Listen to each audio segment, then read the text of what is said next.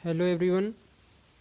तो आज की हम इस वीडियो लेक्चर में इलेक्ट्रिक आर्क वेल्डिंग के बारे में स्टडी करेंगे। ठीक है, जैसा कि आपको स्क्रीन पर दिखाई दे रहा है। तो मैंने लास्ट वीडियो लेक्चर में भी मैंने रेजिस्टेंस वेल्डिंग के बारे में एक्सप्लेन किया था। ठीक है, इस वीडियो लेक्चर में हम आर्क वेल्डिंग के बारे में एक्सप्लेन करेंगे, आर्क वेल्डिंग के बारे में स्टडी करेंगे। तो जैसा कि आपको स्क्रीन पर दिखाई दे रहा है आर्क वेल्डिंग, तो यहाँ पर देखिए, arc welding is a fusion welding process where fusion is obtained by heat produced by an electric arc. ठीक है, तो यहाँ पर हम क्या करते हैं कि यहाँ पर हम जो इस आर्क वेल्डिंग में, इस मेथड में हम फ्यूजन करते हैं। ठीक है, फ्यूजन करते हैं। फ्यूजन से क्या होता है कि हमारा जो भी मेटल पार्ट होता है, जो हमारे वर्क पीस होते हैं, उनको मेल्ट करते हैं और फिर आपस में जोड़ने का कार्य करते हैं। ठीक है, हीट के माध्यम से, आर्क के माध्यम से, इलेक्ट्रिक आर्क के माध्यम से। यहाँ पर हम इलेक्ट्रिक आर्क का उपयोग कर रहे हैं। इलेक्ट्रिक का उपयोग आर्क को प्रोड्यूस करने के लिए कर रहे हैं, इसलिए हम इसको इलेक्ट्रिक आर्क वेल्डिंग के नाम से जानते हैं। ठीक है, तो सभी को यहाँ से क्लियर होना चाहिए। ठीक है, तो जनरली हम क्या करते हैं कि इसमें किसी भी मैकेनिकल प्रेशर का भी आवश्यकता नहीं होती है। हम इसमें बिना किसी मैकेनिकल प्रेशर के दो मेटल पार्ट्स को जोड़ने के काम में उपयोग करते हैं। ठीक है, यदि हम इसकी बात करें तो इसके जो कंपोनेंट्स होते हैं, तो जैसे कंपोनेंट आप देखिए यहाँ पर, ये कंपोनेंट यूज होते हैं। एक डीसी जनरेटर होता है, या फिर आप रेक्टिफायर भी इस्तेमाल कर सकते हैं। डीसी जनरेटर मतलब आप डीसी को जनरेट करके आप ये उसका ही उपयोग कर सकते हो, या फिर एसी को डीसी में कन्वर्ट करके रेक्टिफायर के द्वारा आप उसे भी इस्तेमाल कर सकते हो। तो यहाँ पर डीसी जनरेटर या रेक्टिफायर का उपयोग किया जा सकता है। फिर इसके बाद में देखेंगे टू कंडक्टर्स ऑफ इलेक्ट्रिसिटी। ठीक है, दो इलेक्ट्रिसिटी के लिए, इलेक्ट्रिसिटी प्रोवाइड करने के लिए दो कंडक्टर का उपयोग करेंगे। ठीक है, जिसमें एक होगा एनोड और दूसरा होगा कैथोड।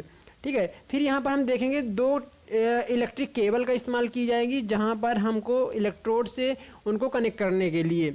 ठीक है, सप्लाई को, जो हमारा जनरेटर है या रेक्टिफायर है, उसको इलेक्ट्रोड से कनेक्ट करने के लिए हम दो केबल का उपयोग करेंगे। ठीक है, तो यहाँ से आपको चीज़ें क्लियर हुई होंगी। चलो इसका डायग्राम के माध्यम से इसको समझने की कोशिश करते हैं। तो देखिए यहाँ पर जो हमारा इलेक्ट्रिक आर्क वेल्डिंग है, यहाँ पर आपका सर्किट डायग्राम इसका दिखाई दे रहा है। यहाँ पर हमने मान लिया कि यहाँ पर एसी या डीसी का कोई सोर्स है। यहाँ पर सोर्स रखा हुआ है, आपको स्क्रीन पर दिखाई दे रहा है। ठीक है, यहाँ पर, या आप समझ सकते हैं कि जनरेटर या ये रेक्टिफायर है। ठीक है, मतलब हमारा एसी या डीसी का कोई सोर्स है। ठीक है, यहाँ से हम इसको सप्लाई देते हैं। यहाँ पर ये केबल हमने इस्तेमाल किया है, ये वो केबल हैं। केबल में ये इलेक्ट्रोड जुड़े होते हैं, एक एनोड और एक कैथोड की तरह यहाँ पर काम करता है। ये हमारा एक केबल को हम सीधा वर्क पीस से कनेक्ट कर देते हैं, और जो दूसरा इलेक्ट्रोड होता है, जो दूसरा इलेक्ट्रोड है जिसमें जो दूसरा केबल है, वो इलेक्ट्रोड होल्डर से जुड़ा होता है। ठीक है, और इलेक्ट्रोड होल्डर में ही एक इलेक्ट्रोड जुड़ा होता है, जो कि वर्क पीस और इलेक्ट्रोड के बीच में आर्क प्रोड्यूस करने का कार्य करता है। यहाँ पर आप देख रहे होंगे ये आर्क प्रोड्यूस हो रहा है, जिससे हीट पैदा होती है, फ्यूजन क्रिएट होता है, और ये जो वर्क पीस है उसको मेल्ट करके आपस में जोड़ने का कार्य करता है। तो इस प्रकार से आपको यहाँ पर ये डायग्राम दिखाई दे रहा है। चलिए दूसरा डायग्राम के माध्यम से हम इसको और समझने की कोशिश करेंगे। देखो यहाँ पर डीसी जनरेटर या रेक्टिफायर आपको यहाँ पर विजिबल हो रहा है। ये डीसी जनरेटर या रेक्टिफायर है। हम इसके माध्यम से यहाँ पर वेल्डिंग के लिए, आर्क प्रोड्यूस करने के लिए, इस इलेक्ट्रिक आर्क वेल्डिंग में आर्क प्रोड्यूस करने के लिए यहाँ से हम सप्लाई देने का कार्य करते हैं। यहाँ पर आपको दो केबल दिखाई दे रहे हैं, एक केबल ये है और एक ये इलेक्ट्रोड से जुड़ी हुई केबल होती है, और दूसरा है जो कि ये केबल ग्रीपर से जुड़ा होता है। और ग्रीपर को हम हमेशा, जो हमारा मेटल टेबल होता है, जहाँ पर हमें वर्क पीस को रखना होता है, उससे जोड़ देते हैं। हमेशा हम इसमें जो टेबल इस्तेमाल करते हैं, ये मेटल का बना होता है, क्योंकि हम जो एक इलेक्ट्रोड होता है जो ग्रीपर से कनेक्टेड होता है, उसको हम सीधे इस टेबल से कनेक्ट कर देते हैं। ठीक है, और जैसे कि आपको दिखाई दे रहा है यहाँ पर, ये इलेक्ट्रोड होल्डर है, ये आपका होल्डर है जो कि इलेक्ट्रोड को पकड़ के रखता है। ठीक है, और यहाँ पर इलेक्ट्रोड है, ये जो आपको यहाँ पर दिखाई दे रहा है। ठीक है, तो इस प्रकार से आप यहाँ पर डायग्राम में इसको समझ सकते हैं। चलिए हम इसका आगे देखते हैं। हमने मान लीजिए, देखिए यहाँ पर आपको दिखाई दे रहा है, ये दो वर्क पीस रखे हुए हैं। ये दो वर्क पीस रखे हैं, ये आपस में अलग अलग हैं। यहाँ से ये गैप है यहाँ पर, तो इनको हम जोड़ने के लिए हम इलेक्ट्रिक आर्क वेल्डिंग का उपयोग कर सकते हैं। तो हम क्या करेंगे कि यहाँ पर इन दोनों जो ये और ये वर्क पीस है, इन दोनों के बीच में जो गैप है वहाँ पर हम दोनों को आपस में जोड़कर और फिर आर्क को प्रोड्यूस करेंगे उन दोनों के बीच में। और आर्क प्रोड्यूस होने पर क्या होगा कि फ्यूजन क्रिएट होगा, जिससे ये आपस में दोनों मेल्ट होंगे और आपस में मेल्ट होकर ये जुड़ जाएंगे। ठीक है, तो इस प्रकार से हम यहाँ पर इलेक्ट्रिक आर्क वेल्डिंग का उपयोग करते हैं। ठीक है, इलेक्ट्रिक आर्क वेल्डिंग का इस प्रकार से हम उपयोग करते हैं। ठीक है, फिर देखो आगे इसमें आप देखोगे, यहाँ पर देखो ये आर्क प्रोड्यूस हो रही है, ये यहाँ पर आप देखिए आर्क प्रोड्यूस हो रही है। इस आर्क के माध्यम से यहाँ पर हीट पैदा होती है, फ्यूजन क्रिएट होता है और हमारा जो वर्क पीस है ये मेल्ट होकर आपस में जुड़ने लगता है। ठीक है, यहाँ पर जोड़ क्रिएट हो जाता है। तो जैसे कि देखेंगे, इसको हम आगे देखेंगे, देखिए ये यहाँ पर ये एक जोड़ क्रिएट हो गया, यहाँ पर मतलब जोड़ बन गया है, ये आपस में अब जुड़ चुके हैं। ठीक है, तो यहाँ पर आपको दोनों मेटल प्लेट्स को हमने आपस में जोड़ दिया इलेक्ट्रिक आर्क वेल्डिंग के माध्यम से। चलिए ठीक है, हम इसका एक्सप्लेनेशन देखेंगे। जो हमारा इलेक्ट्रिक आर्क वेल्डिंग होती है ये किस प्रकार की वेल्डिंग होती है। तो जो ये मेथड होती है इलेक्ट्रिक आर्क वेल्डिंग, इसमें दो धातुओं को जोड़ने के लिए इलेक्ट्रोड और वर्क पीस, जिसको अपन जॉब भी बोल सकते हैं, जॉब के बीच हम इलेक्ट्रिक आर्क को स्थापित करने का कार्य करते हैं। ठीक है, आर्क के कारण उत्पन्न जो ताप से वेल्डिंग पॉइंट पर जो धातु पूर्णतः पिघल जाती है, इलेक्ट्रिक आर्क से जो वेल्डिंग पॉइंट होता है वहाँ पर धातु आपस में मेल्ट हो जाती है और वो मतलब वो जुड़ जाती है आपस में। ठीक है, फिलर मेटल का भी, फिलर मटेरियल का आप इस्तेमाल कर सकते हो। फिलर मटेरियल का इस्तेमाल करके भी आप आर्क वेल्डिंग को कर सकते हो। ठीक है, एक चीज़ आप हमेशा ध्यान रखना कि जो आर्क वेल्डिंग में जो टेम्परेचर होता है वो 3500 डिग्री सेल्सियस से 4000 डिग्री सेल्सियस के लगभग प्रोड्यूस होता है। आर्क वेल्डिंग में 3500 से 4000 डिग्री सेल्सियस तक लगभग टेम्परेचर होता है। और यदि 3500 डिग्री सेल्सियस के ऊपर तापमान जहाँ पर यूज होता है तो वहाँ पर किसी भी प्रकार के जॉब या दो मेटल प्लेट्स के बीच में मैकेनिकल प्रेशर की आवश्यकता नहीं होती है। ठीक है, मतलब हम कह सकते हैं कि जो हमारी आर्क वेल्डिंग है इसमें हमें मैकेनिकल प्रेशर की आवश्यकता नहीं होती है। ठीक है, जैसे कि आपने देखा था कि जैसे रेजिस्टेंस वेल्डिंग में भी हम थोड़ा सा मैकेनिकल प्रेशर का अप्लाई करते हैं ताकि ये आपस में जुड़ जाए, लेकिन हम यहाँ पर मैकेनिकल प्रेशर का इस्तेमाल नहीं करते हैं। ये आप हमेशा इसे ध्यान में रखेंगे। और दूसरी बात, जो हमारे आर्क वेल्डिंग है इसमें जो वोल्टेज होता है अधिकतम 60 वोल्टेज डीसी या फिर 100 वोल्ट एसी का उपयोग किया जाता है। ठीक है, हम डीसी के लिए 60 वोल्ट डीसी उपयोग करेंगे या फिर यदि एसी के केस में तो 100 वोल्ट हम एसी का इस्तेमाल कर सकते हैं अधिकतम। लेकिन यदि हम जनरल बात करें, इन जनरल तो जो 20 से 30 वोल्ट के बीच में ही इसका वोल्टेज रखा जाता है। ठीक है, एक्चुअल में जो आर्क वेल्डिंग में जो वोल्टेज है वो 20 से 30 वोल्ट तक ही रखा जाता है। एक्चुअल में इसमें हम क्या करते हैं, 20 से 30 वोल्ट तक ही इसमें आर्क को रखने का कार्य करते हैं और उसी में वेल्डिंग प्रोसेस की जाती है। ठीक है, तो आपको ये क्लियर होगा। देखिए अब हम इसमें बात करेंगे कि जो हमारी इलेक्ट्रिक आर्क वेल्डिंग होती है, यदि हम इसमें पतली पतली शीट्स, थिन शीट्स को जोड़ने का कार्य करते हैं तो वहाँ पर आपको 50 एम्पियर तक के करंट की ही आवश्यकता होती है। आप इससे अधिक रखेंगे तो वो पूरा मेल्ट हो जाएगा, पूरा शीट खराब हो जाएगा। तो यहाँ पर हम 50 एम्पियर तक के करंट का उपयोग करते हैं।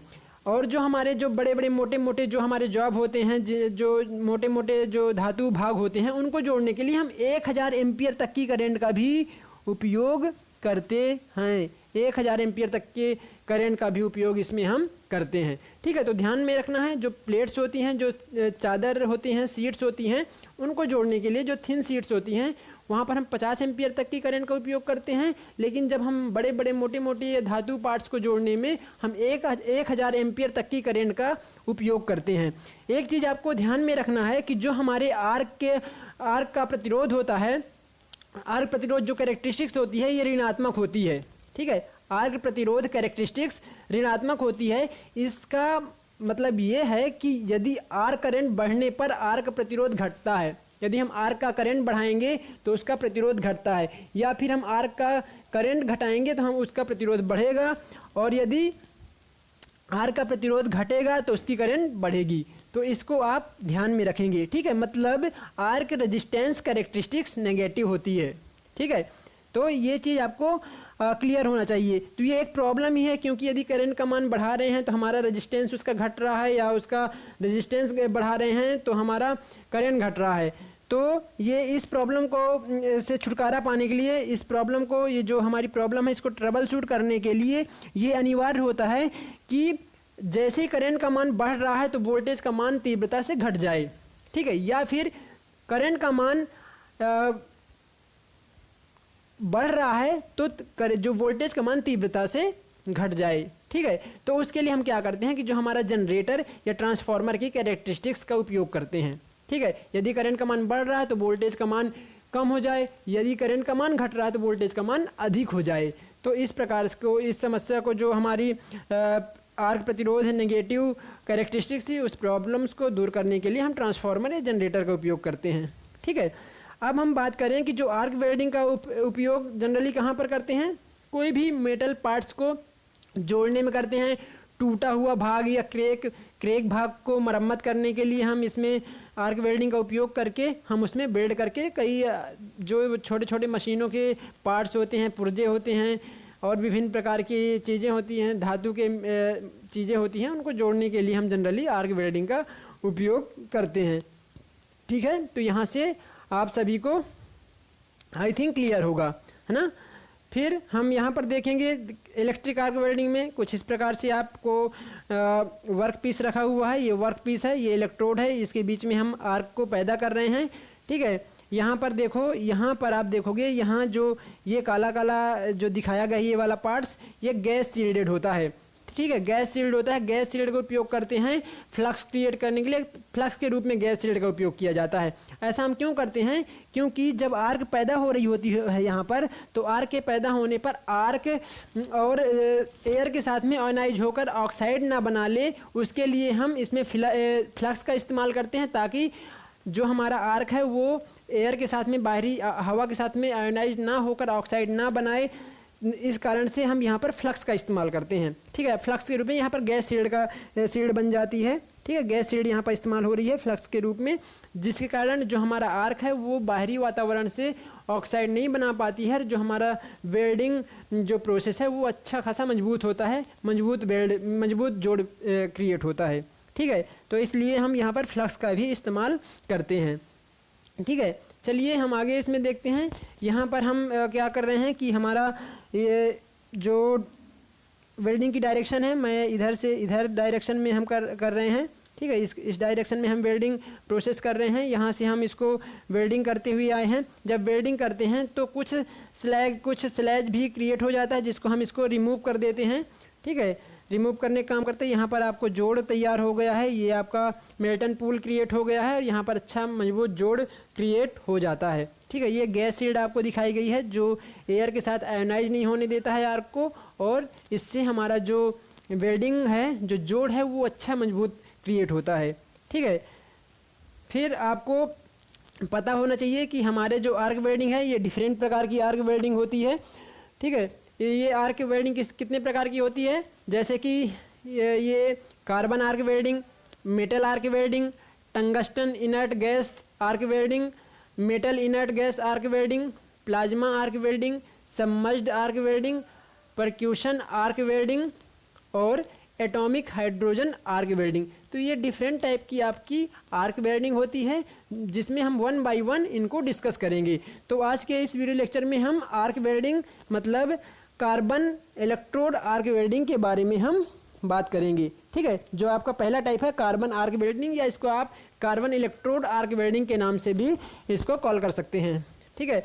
तो यहाँ पर जैसे कि आपको स्क्रीन पर दिखाई दे रहा है कार्बन इलेक्ट्रोड आर्क वेल्डिंग, तो यहाँ पर देखिए, ये देखेंगे आप, heat is generated by an electric arc struck between an carbon electrode and the work piece, ठीक है। यहाँ पर हम क्या करते हैं कि इस प्रकार की मेथड में हम कार्बन इलेक्ट्रोड का इस्तेमाल करते हैं। कार्बन इलेक्ट्रोड और वर्क पीस के बीच में हम यहाँ पर आर्क पैदा करके हीट पैदा करते हैं, और उससे हमारा जो मेटल है, जो हमारे सीट हैं या वर्क पीस है, वो मेल्ट होकर वेल्ड हो जाता है, ठीक है। तो यहाँ पर आप देखेंगे कि इसमें कंपोनेंट्स जो यूज हो रहे हैं वो क्या क्या हो रहा है। पावर सप्लाई का हम इस्तेमाल करते हैं, फिर इसमें हम 2 कंडक्टर्स का इस्तेमाल करते हैं, 2 कंडक्टर होते हैं, ठीक है, किसके लिए? इलेक्ट्रिसिटी के लिए दो कंडक्टर होते हैं और जो एक एनोड और दूसरा कैथोड का कार्य करता है। यहाँ पर हम फिलर रॉड का भी इस्तेमाल कर सकते हैं यदि आवश्यकता है तो। वैसे हम आर्क वेल्डिंग में जनरली फिलर रॉड का कम ही इस्तेमाल करते हैं, लेकिन आप इसमें फिलर रॉड का भी इस्तेमाल कर सकते हैं। फिर ये शील्डेड गैस का इस्तेमाल करते हैं फ्लक्स के लिए, ठीक है, फ्लक्स के रूप में हम शील्डेड गैस का यहाँ पर इस्तेमाल करते हैं। ठीक है, चलिए इसका डायग्राम से समझने की कोशिश करेंगे। ये आपका कार्बन इलेक्ट्रोड है। यहाँ पर जो इलेक्ट्रोड है कार्बन का इस्तेमाल किया जाता है। ठीक है, जो हमारा इलेक्ट्रोड है वो कार्बन का इस्तेमाल किया जाता है, इसलिए हम इसको कार्बन इलेक्ट्रोड आर्क वेल्डिंग के नाम से जानते हैं। ज़्यादातर जो हमारा इलेक्ट्रोड है, जो कार्बन इलेक्ट्रोड है, ये ग्रेफाइट का इस्तेमाल किया जाता है। ऐसा क्यों करते हैं? क्योंकि जो ग्रेफाइट है उसकी जो एज है वो अधिक होती है और जो रेजिस्टेंस है ये भी लो होता है। ठीक है, और लो रेजिस्टेंस कारण आपको पता है कि जो करंट है वो अधिक करंट फ्लो करेगा। ठीक है, तो इस कारण से हम जनरली कार्बन आर्क वेल्डिंग में हम ग्रेफाइट का इलेक्ट्रोड इस्तेमाल करते हैं। ठीक है, तो ये आपका इलेक्ट्रोड है, यहाँ पर आर्क क्रिएट हो रही है, ये वर्क पीस है जिसको हमें वेल्ड किया जाना है। ठीक है, फिर इसके बाद में हम नेक्स्ट इसका देखेंगे। देखो यहाँ पर हमने आर्क से वेल्ड पूल क्रिएट कर दिया है। वेल्ड पूल यहाँ पर आपको दिखाई दे रहा है, ये हमने वेल्ड पूल क्रिएट कर दिए।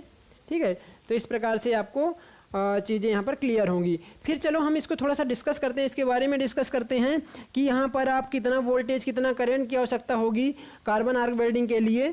ठीक है, तो सबसे पहले मैं ये बता दूं कि यहाँ पर दो इलेक्ट्रोड होते हैं, एक कार्बन इलेक्ट्रोड होता है, एक जो हमारा इलेक्ट्रोड होता है ये दो होते हैं, एक एनोड होता है और एक कैथोड होता है।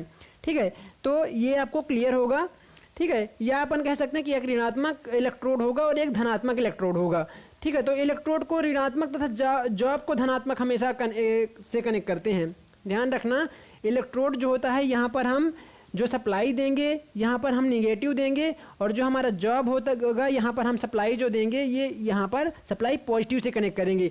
ऐसा इसलिए किया जाता है जिससे जो कार्बन के कण होते हैं वो आर्क द्वारा वेल्ड में ना मिल जाएं, जहाँ पर वेल्ड किया जा रहा है। यदि हम इसको पॉजिटिव दे देंगे और इसको नेगेटिव दे देंगे तो उस केस में क्या होगा कि जो कार्बन के जो कण हैं, जो कुछ पार्टिकल्स हैं, वो यहाँ पर वेल्ड के साथ में मिल जाएंगे और उसको भंगुर बनाएंगे, ब्रिटल बना देंगे। तो उस कारण से हम हमेशा जो एक कार्बन आर्क वेल्डिंग में इसको नेगेटिव और इसको पॉजिटिव रखते हैं। ठीक है, जिसके कारण हमारा जो कार्बन के पार्ट्स, जो पार्टिकल्स हैं, छोटे छोटे जो कण हैं, वो वेल्ड के साथ में ना मिले, वेल्ड पूल में ना मिले और वो जो जोड़ है वो मजबूत बने। ठीक है, तो इस कारण से आप ध्यान में रखोगे, इलेक्ट्रोड को नेगेटिव और जॉब को पॉजिटिव के साथ में कनेक्ट करेंगे। ठीक है, तो ये चीज़ें आपको क्लियर होना चाहिए। और जो हमारा इलेक्ट्रोड होता है ये भी आप ध्यान में रख सकते हैं कि जो इलेक्ट्रोड होता है ये लगभग 2.5 सेंटीमीटर व्यास का उपयोग किया जाता है। ठीक है, या कह सकते हैं कि 2.5 सेंटीमीटर व्यास के कार्बन इलेक्ट्रोड में 20 से 30 वोल्ट और 600 से 800 एम्पियर तक की इलेक्ट्रिक करंट फ्लो किया जाता है। ठीक है, 20 से 30 वोल्ट और 600 से 800 एम्पियर तक की करंट का उपयोग किया जाता है। ठीक है, तो आप यहाँ से चीज़ों को यहाँ पर समझें।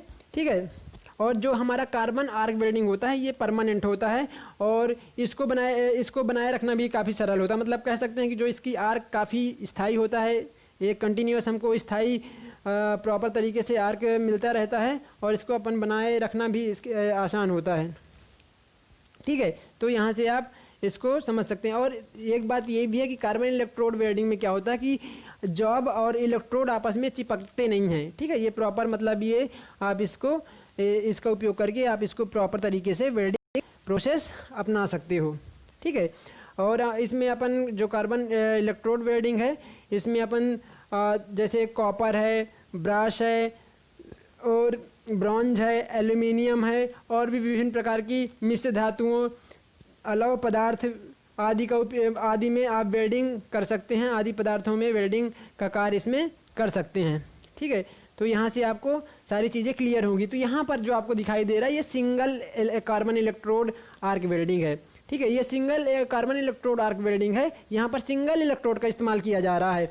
यहाँ पर सिंगल इलेक्ट्रोड आर्क वेल्डिंग में क्या हो रहा है, single carbon electrode arc welding में क्या हो रहा है कि यहाँ पर एक इलेक्ट्रोड और वर्क पीस के बीच में आर्क को पैदा किया जा रहा है। जबकि हम देखेंगे double carbon electrode welding double carbon electrode welding में आप देखोगे कि यहाँ पर 2 इलेक्ट्रोड का इस्तेमाल किया जाता है, ठीक है, 2 कार्बन इलेक्ट्रोड का इस्तेमाल किया जाता है और यहाँ पर जो आर्क पैदा होती है दोनों इलेक्ट्रोड के बीच में आर्क पैदा की जाती है और फिर उस आर्क को किसी भी मेटल पीस को मेल्ट करने के लिए, फ्यूजन क्रिएट करने के लिए, मेल्ट करके उसको जोड़ने के लिए इस्तेमाल किया जाता है, ठीक है। तो आप ध्यान देंगे यहाँ पर एक शील्ड होती है, शील्ड में यहाँ पर शील्ड है, ठीक है, ये शील्ड है, ये आपका शील्ड है। यहाँ पर इस शील्ड में दो कंडक्टर निकले होते हैं जो कि इलेक्ट्रोड से जुड़े होते हैं इस प्रकार से, ठीक है, और इनमें यहाँ पर आर्क पैदा की जाती है, यहाँ पर आर्क पैदा होती है और इस आर्क के माध्यम से हम किसी भी मेटल को जोड़ने का कार्य करते हैं। यहाँ पर जो है पावर सप्लाई दी जाती है, ठीक है। तो आई थिंक आपको जो कार्बन आर्क वेल्डिंग है वो क्लियर समझ में आई होगी, ठीक है। Okay, thank you.